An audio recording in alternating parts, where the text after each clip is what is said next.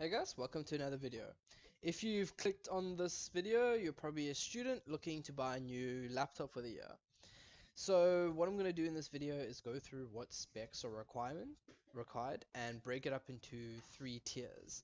I will also have a list of laptops just to show you kind of what I recommend and what you're going to be looking for in terms of price per performance. Roll the intro.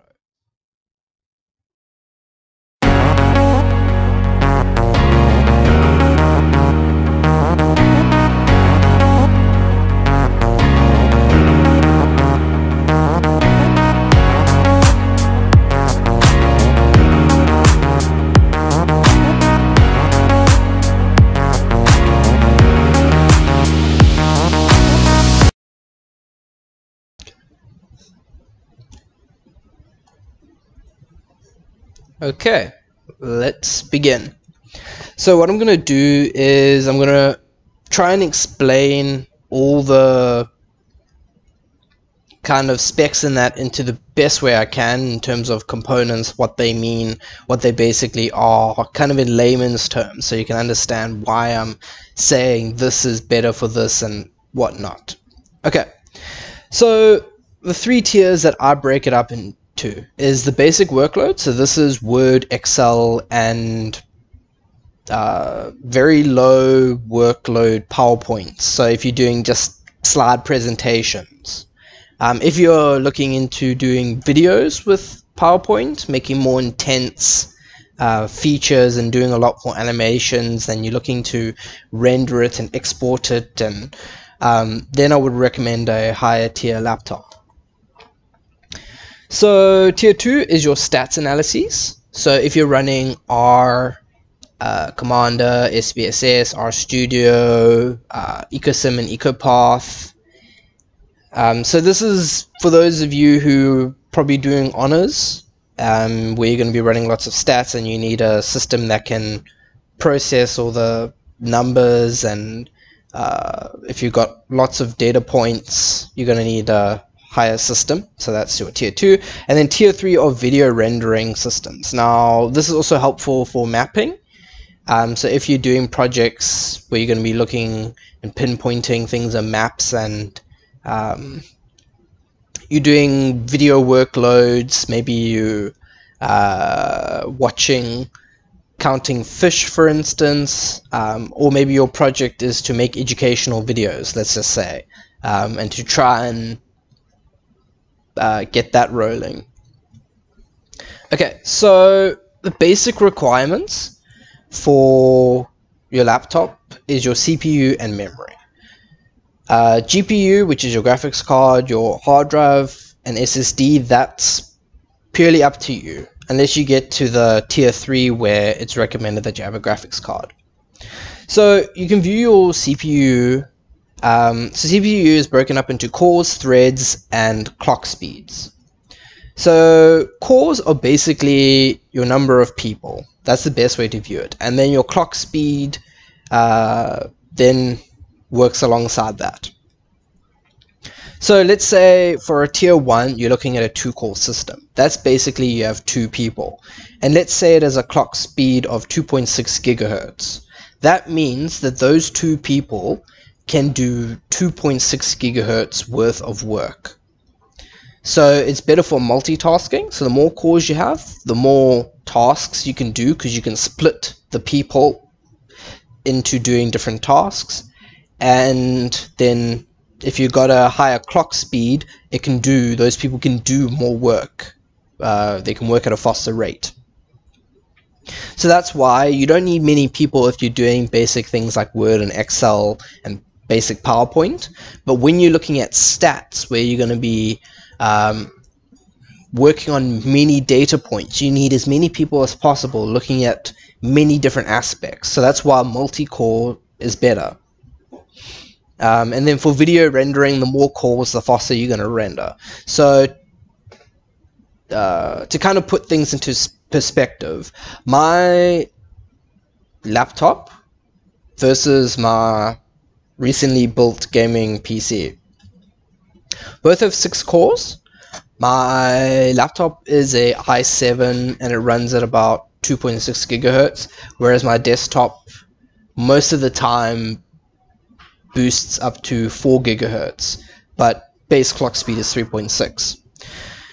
So I rendered the same video on both systems. They have the same amount of memory, which we'll get to what that means later, and the other thing that differed was the graphics card, with which my desktop has a slightly better, ever so slight. The rendering time, because of the clock speed, the rendering time was cut down by 50 minutes when doing it on my desktop.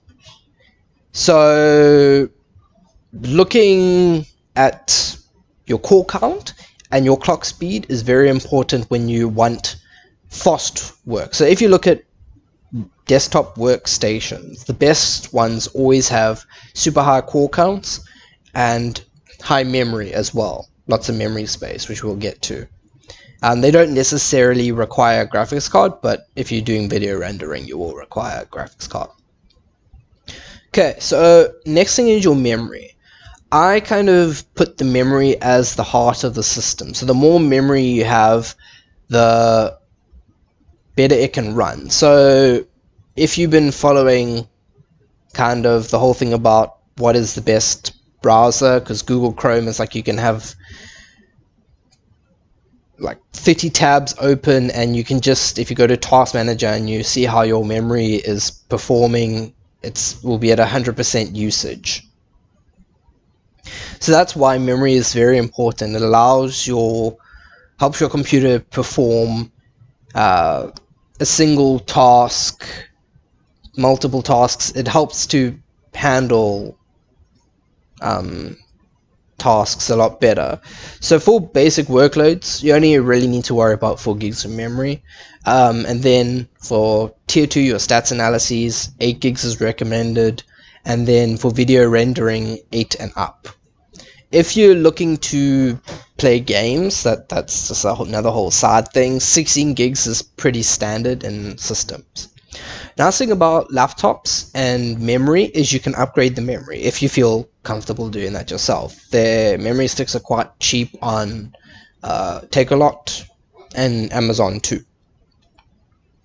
Okay, so GPU, so that's your graphics card. Your graphics card is kind of your muscles of the system.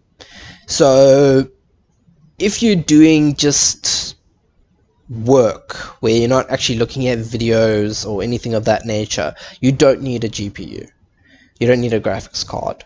If you're doing video rendering, a 1050 is kind of minimum. Even then, I wouldn't necessarily recommend maybe a 1060 or 1650.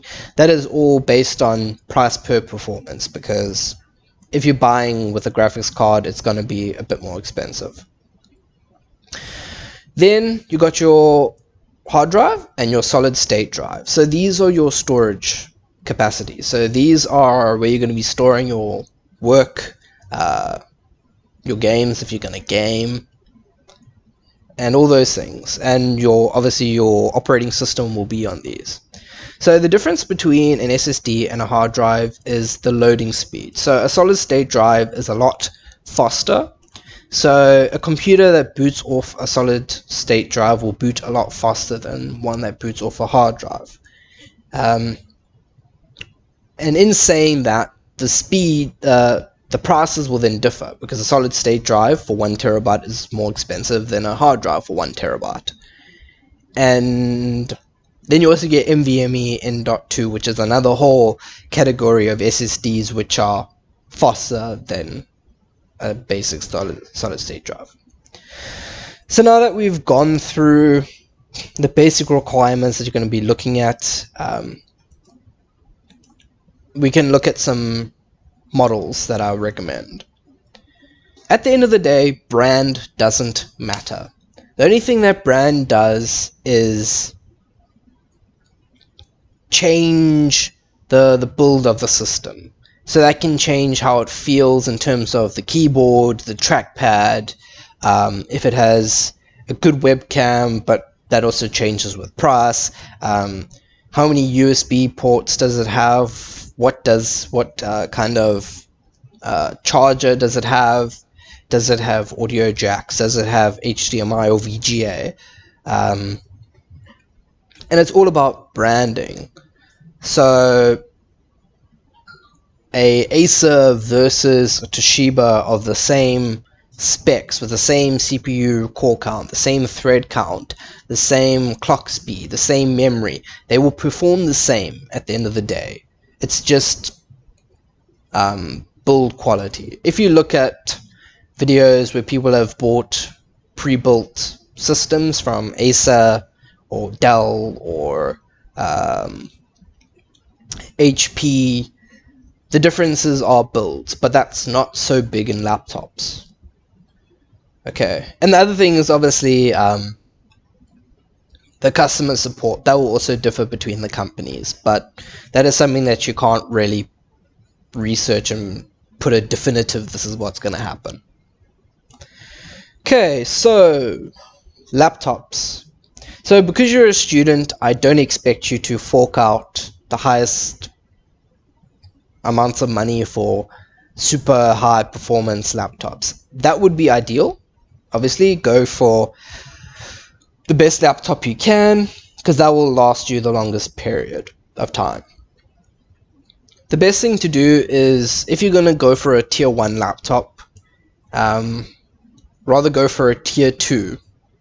If you're going to go for a tier 2, rather go for a tier 3. So always go one above, because then it'll last you for a longer period, because electronics do get old.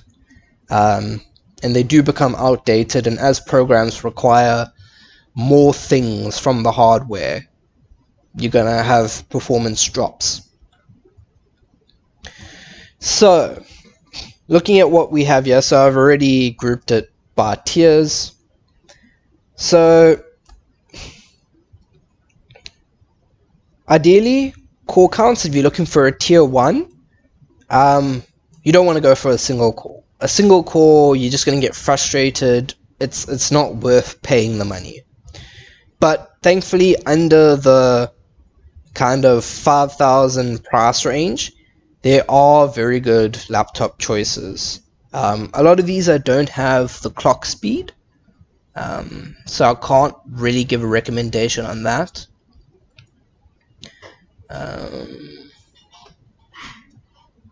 And then also sometimes where you got 4 cores, 4 threads, you get a drop in 2 gigs and you don't have that much hard drive space. So it is very difficult to pick from this. So a recommendation would probably be this Lenovo, not that Lenovo, this Lenovo. Okay, which I will highlight. There we go.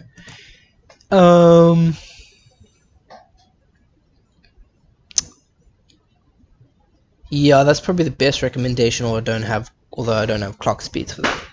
So as I said, I would rather buy a tier 2 classification. Oh wait, there's this HP that I can also highlight, which is also pretty good. 2 cores, 2 threads, 4 gigs, and it's got a faster memory clock speed. So that's another thing. For memory, you got different clock speeds. So actually this Dell I'll also highlight as well. So memory, you also got different clock speeds, and that will improve the performance based on what clock speed you have. Okay, so then tier 2. So this is looking at between 5,000 and 8,000 Rand, and this is the sweet spot for laptops that you're going to be using for working on. So there's quite a few recommendations I can give here, such as this Asus, which is 4 cores, 8 threads, 1.6 gigahertz, so that's a slow clock speed. So maybe taking something like this Dell would be better, and it's also at a good price range. And then, as I said before, if you feel comfortable, you can upgrade the memory yourself. This Asus, which is a 4 core, 8 thread, 1.8 gigahertz, that's also with 8 gigs of memory, 1 terabytes of storage, but that is 9,000 Rand. So obviously I recommend that. So let me highlight this Dell as well, because that's also at a sweet spot. And this Asus as well. If you are the type of person that knows how to overclock a system, that is also an option. You can easily clock these up to maybe 3 gigahertz. That would be probably pushing it, but 2.6 at least, which would give it a greater performance. So that is an option. And then lastly, tier 3, that's kind of every other laptop under the sun. As I said, 1050 is minimum if you're going to be doing video rendering projects. And if you've noticed, actually, I forgot about the hard drive space, there's only one that actually boots off an SSD, and that's this Lenovo. So if you... This is actually, I'm actually going to highlight this one because it's also at a good price range. So you don't have much in terms of space, but it will boot faster, and programs that you install onto the SSD will also open faster, which is obviously a benefit if you're in rushing situations. And it's 2 cores, 2 threads. But as I said, cores a number of people, more tasks you can perform at a time. So anyway, back to tier 3. So this is probably 10,000 Rand and up. And I know I've only put 2, but that's because you could literally search up any laptop, and any laptop over 10,000 kind of will fit into this category. If you look at graphics cards, core counts, so 6 cores. So this, if you could afford this, this would the HP Pavilion R7, because this is a 9th gen Intel processor, even though we've got the 10th gen. 8 gigs of memory, which you can upgrade, a GTX 1650, which is a very good graphics card, 512 gigs M.2, so that, as I said, is a faster SSD than your normal SATA SSD. And okay, yes, I know 19,000 is a lot of money, but this is a sweet spot if you've got that amount of money to spend on it. Anything more than that kind of is overkill for if you're just looking as a student laptop. If you're looking to game, then you can look at Omen, HP's Omen, you can look at Alienware, you can look at Predator, and then you're just looking at high performance. So 16 gigs, 6 cores is enough for gaming, 8 gigs is even enough for gaming, a GTX 1650, but obviously the more memory you have and the higher the graphics card, the better the gaming performance will be. And that obviously goes along with different pricing. I think that is the best summary I can give. If there's any questions you have, please put them down in the comments section. If you like the video and would like me to do more stuff on this level, please put it in the comments, give ideas if you have, and I can talk about this. I can explain more things in detail if you want. Maybe do a thing about overclocking and what that actually means. Maybe do a laptop memory upgrade, or because you can also swap out hard drives. Thankfully, hard drives are on 2.5 inches in laptops, which means you can swap them out for an SSD. So you could save some money there, go for a cheap hard drive and change it out for an SSD. It'll make the laptop slightly faster. But yeah, that's it. I will put some of these links in the description, so if you guys want to check out these laptops. I do apologize if the prices have changed. That is the thing with the sales industry, prices do fluctuate, and especially with the 10th gen Intel, the RTX series of graphics cards, and the NVIDIA 3rd gen graphics cards. AMD processors are also dropping in price as the 3rd gen have just come out and 4th gen, but that's another whole talking point. So, thanks for watching. Please like and subscribe, and I will see you guys next time. Cheers!